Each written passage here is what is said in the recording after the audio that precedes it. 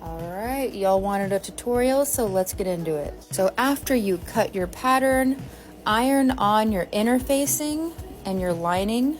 There's 1 layer of medium weight interfacing for the cone and 2 layers of medium inner weight facing for the brim with 1 layer of cotton fabric. So it goes quilt, interfacing, cotton fabric. So once you have that done, we are ready to sew. Okay, you're going to take your cone, line it up, and then we're gonna sew. Starting from the bottom and going to the top. That way if there's anything uneven, you can just kind of sew it straight. And I am overlocking. I'm overlocking this first. You don't have to do that, but I'm doing it. For those of you who don't know what overlocking is, I get asked it a lot. It is the machine that does this, and it keeps your edges from fraying, and it just kind of makes it nice. I'm gonna put my machine on my longest stitch. Here's my cone on the sewing machine, and I'm gonna sew at about 3/8 seam allowance. So it'll look like this. So not much seam allowance. So all the way to the top. And then you're going to turn the cone inside out.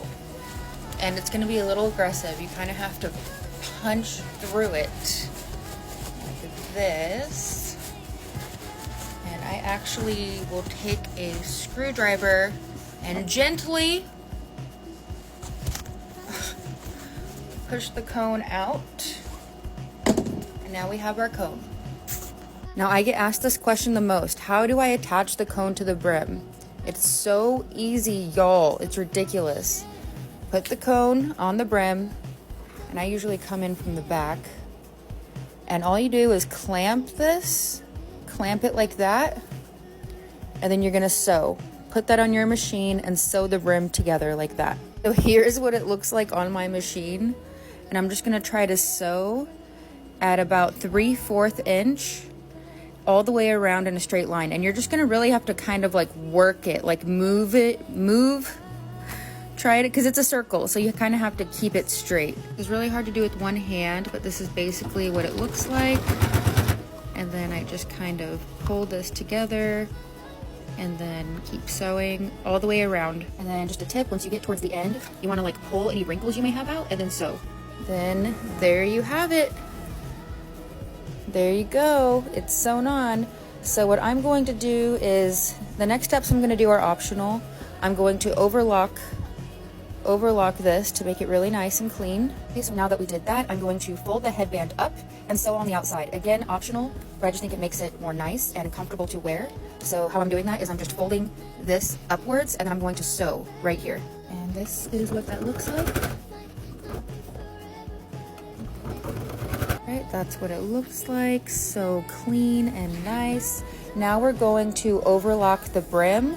If you don't have an overlocker, you can zigzag stitch it, or you can take bias tape and just do the bias tape over the brim.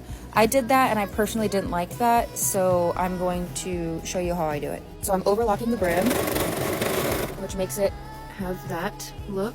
Going to fold the hat over, and then we're going to fold the brim over about 1 inch, okay?